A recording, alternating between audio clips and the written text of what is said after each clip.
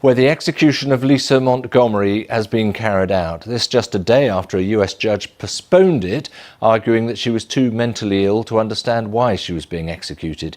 That decision was overturned by the Supreme Court. Lisa Montgomery was sentenced to death in 2007 for strangling a pregnant woman in Missouri before cutting out and kidnapping her unborn baby. On January 13, 2021, after 13 years on death row, Lisa Montgomery was executed by lethal injection. She became the first woman executed by the federal government in 67 years. But the story of how she got there is far more twisted than you might imagine. It all started with a lie about puppies.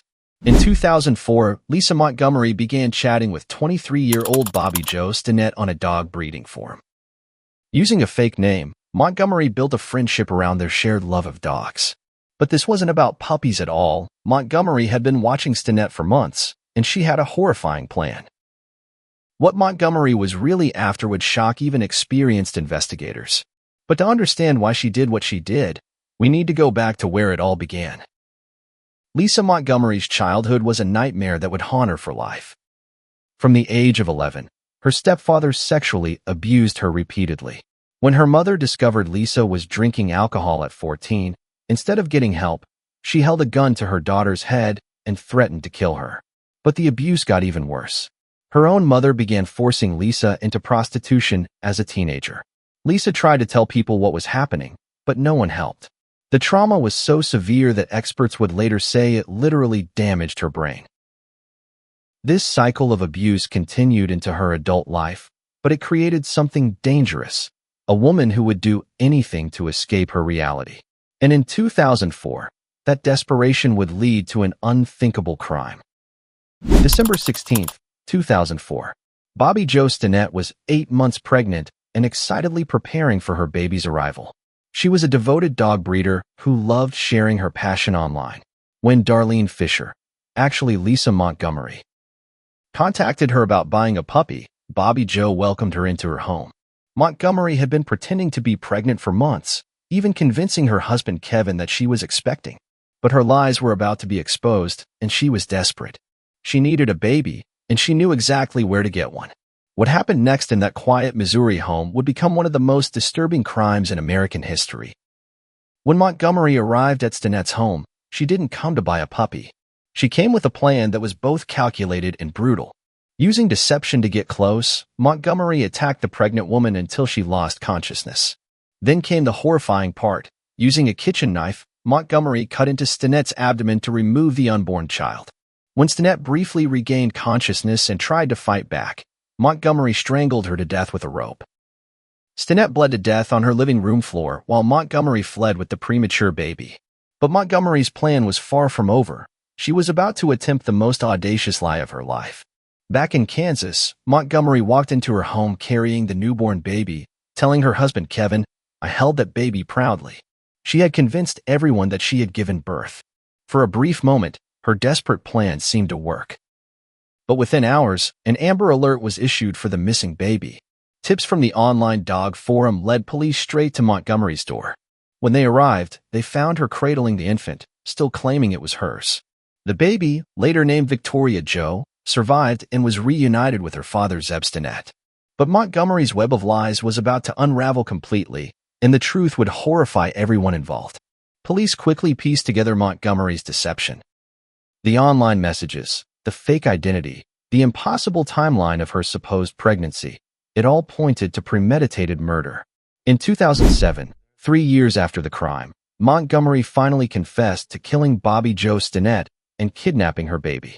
But prosecutors revealed an even more chilling motive. Montgomery needed the baby to maintain custody of her other children. Her husband was about to discover her pregnancy was fake, and she was willing to kill to keep her lies alive. A federal jury took just 4 hours to convict her of kidnapping, resulting in death. The sentence was unanimous, death. But Montgomery's story was far from over. As Montgomery sat on death row, a team of experts began examining her case.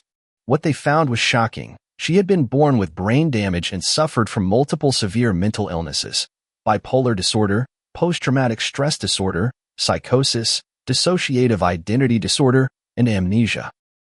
41 current and former lawyers, along with human rights groups, argued that executing Montgomery would be unconstitutional.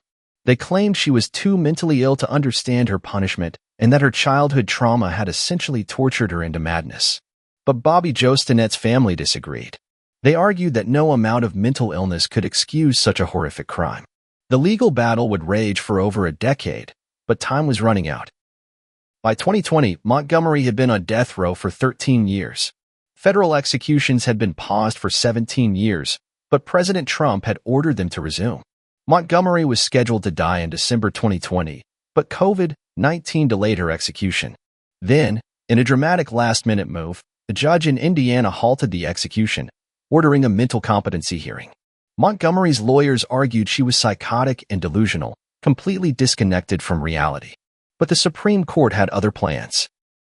In the early hours of January 13, 2021, they overturned the stay. After 13 years of appeals, Montgomery's time had run out. January 13, 2021, 1:31 a.m. In the federal prison complex in Terre Haute, Indiana, Lisa Montgomery was led to the execution chamber. She had been placed on suicide watch in an isolated cell, receiving psychiatric care until her final moments. When asked if she had any last words, Montgomery simply said, "No." There were no dramatic statements, no final pleas for mercy. The woman who had fought so desperately to create a false reality faced her end in silence. The lethal injection took effect quickly. At 52 years old, Lisa Montgomery became the first woman executed by the federal government since 1953. Her lawyer called it far from justice, arguing that executing someone so mentally damaged was itself a crime. The case of Lisa Montgomery forces us to confront uncomfortable questions about justice, mental illness, and the death penalty. Was she a cold-blooded killer who deserved to die for her horrific crime? Or was she a victim of such severe abuse and mental illness that executing her was morally wrong? Bobbie Jo Stinnett never got to hold her daughter or watch her grow up.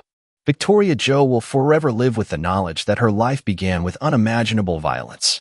And Lisa Montgomery, despite her terrible crime, was a woman whose entire life was shaped by trauma and abuse. In the end, the execution chamber offered no real answers, only finality. The case remains one of the most controversial death penalty cases in modern American history, a stark reminder that some crimes are so complex that even justice itself becomes complicated. What do you think? Was justice served, or did the system fail everyone involved? Let me know in the comments below.